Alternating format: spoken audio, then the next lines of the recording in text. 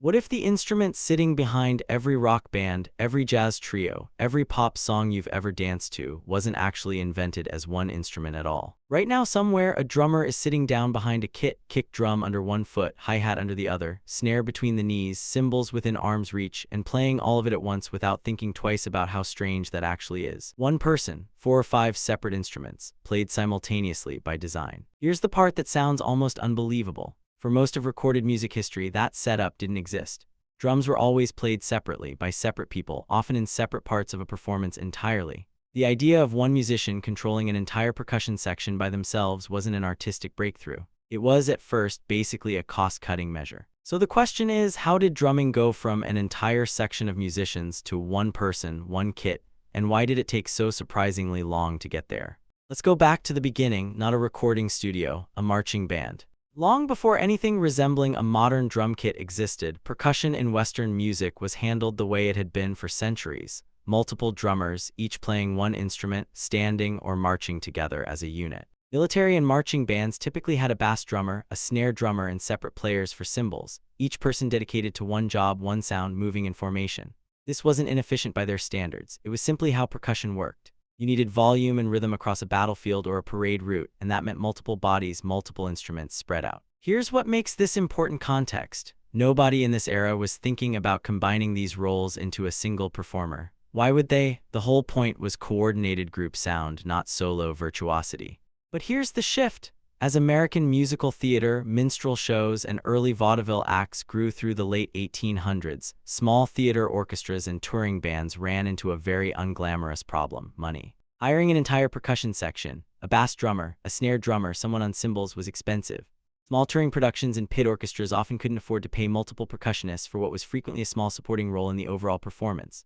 So theater and vaudeville drummers started experimenting with something practical rather than artistic, playing more than one percussion instrument by themselves. Think about that. The origin of the modern drum kit wasn't inspiration, it was budget. Same energy as one employee getting asked to also handle 3 other people's jobs because the company doesn't want to pay for more staff. Except this understaffing accidentally invented an instrument. At first, this meant fairly awkward physical setups. A drummer might have a bass drum positioned in front of them, played by hand or by a stick held directly, while also reaching over to hit a cymbal mounted nearby, and managing a snare drum positioned within arm's reach.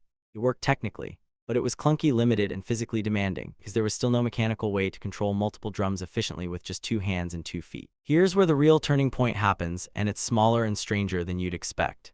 In the 1880s and increasingly through the 1890s, drum manufacturers began experimenting with a specific mechanical solution: a foot-operated pedal that could strike the bass drum, freeing up the drummer's hands entirely for other instruments. Early versions were rough. Some were literally a hinged board with a beater attached, stomped by foot to hit the bass drum head. They weren't refined, they weren't standardized, but they solved the single biggest physical bottleneck keeping one person from controlling multiple drums. The bass drum previously needed a hand to strike it, and hands were needed elsewhere. By the early 1900s, companies began refining and commercially producing these bass drum pedals, making them sturdier, more responsive, and more widely available to working musicians. This is the single invention that makes almost everything else in the story possible. Once a drummer's foot could handle the bass drum, both hands were suddenly free to manage snare, cymbals, and whatever else got added to the setup. Here's what makes this so important. The bass drum pedal isn't just one small mechanical gadget in this story, it's the hinge point. Without it, the entire concept of one drummer, one kit simply doesn't work because you run out of limbs. Think about the physical math for a second: 2 hands, 2 feet. Before the pedal, drummers effectively only had 2 functional limbs available for percussion, since both hands were required just to strike drums directly. After the pedal, they suddenly had 4. But here's the but that kept things messy for a while longer. Even with the bass drum pedal solving one bottleneck, drum setups throughout the early 1900s were still wildly inconsistent. There was no standardized kit. Different drummers, different theaters, and different manufacturers were all experimenting with their own combinations, some adding temple blocks, some adding a Chinese-style tom borrowed from touring international acts, some rigging up entirely custom contraptions with whatever hardware they could find. This period is sometimes referred to as the era of trap sets, short for contraption, which honestly tells you everything about how improvised these early setups actually were. Same energy as someone duct taping together a home office setup from spare parts because the real solution doesn't exist yet. Here's the next major turning point. In the early 1900s, drummers and manufacturers started borrowing something from an unexpected source: military marching cymbal technique. Traditionally, cymbals were played as a pair, crashed together by hand. But by mounting a similar pair horizontally on a stand and adding a foot pedal mechanism to clash them together, drummers created an early ancestor of what we now call the hi-hat. The earliest versions sat quite low to the ground, sometimes called low-boy or low-sock cymbals, and were operated almost entirely by foot, without much hand involvement at all.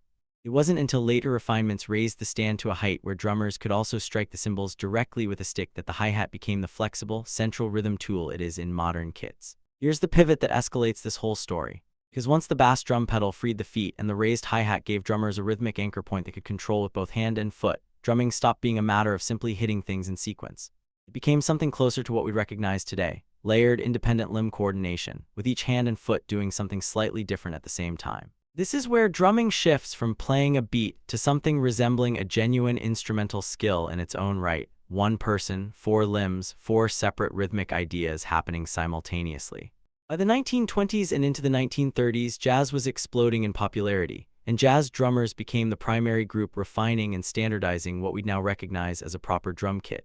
Bass drum with pedal, snare drum, mounted tom-toms, a hi-hat stand, and one or more cymbals for accents. Manufacturers began producing matched, purpose-built kits designed to be sold and set up as a complete package, rather than something musicians cobbled together themselves out of spare parts. Here's what makes this so significant. Jazz drummers weren't just using this setup to keep time anymore. They were using it to solo, to lead, to improvise across the whole kit the same way a horn player might improvise a melodic line. The drum kit had gone from a practical cost-saving trick in vaudeville pits to a genuine lead instrument capable of carrying an entire section of a performance by itself. Think about the distance traveled here. What started as we can't afford three separate drummers became one drummer can now do things an entire percussion section couldn't coordinate together. By the time rock and roll emerged decades later in the 1950s, the modern drum kit was already essentially standardized, thanks to that jazz-era refinement. Rock drummers inherited a fully formed instrument, one built by generations of theater pit musicians solving budget problems, mechanical inventors solving limb coordination problems, and jazz musicians pushing the whole setup into genuine musical expression. Here's the thing that makes this bigger than just drum trivia. The instrument didn't arrive as a finished concept from one inventor with a clear vision. It was assembled piece by piece, decade by decade, by different people solving completely unrelated problems: cost, physical limitation, rhythmic technique, who never set out to invent the drum kit as a singular achievement. Nobody sat down and designed the modern kit in one sitting. It accumulated. So here's the full picture. Marching bands split percussion across multiple dedicated players. Vaudeville and theater budgets forced solo drummers to combine roles out of financial necessity. A crude foot-operated bass drum pedal solved the single biggest physical bottleneck, freeing up both hands. Improvised trap sets experimented wildly with whatever combinations worked, borrowing pieces from marching bands and touring acts alike. A raised hi-hat turned a simple foot cymbal mechanism into a genuine rhythmic anchor point. And jazz drummers in the 1920s and 30s took all of these separate mechanical solutions and turned them into a standardized, purpose-built instrument capable of solo expression, one that rock and roll would later inherit fully formed. So next time you watch a drummer locked into a groove, foot on the kick, foot on the hi-hat, both hands moving independently across snare and cymbals, remember that setup wasn't born from a single flash of genius. It was born from an orchestra pit that couldn't afford enough musicians, forcing one overworked drummer to figure out how to do four people's jobs at once. Maybe that's the real story hiding behind more inventions than we usually give credit for. Sometimes the most impressive-looking setup in the room wasn't built from ambition. It was built from necessity, one budget cut, one mechanical workaround, one stubborn musician at a time, slowly turning a problem into an instrument. If you're into stories like this, the practical accidents and unglamorous problems hiding behind the instruments and sounds we take for granted, there's a lot more waiting to be uncovered in music history.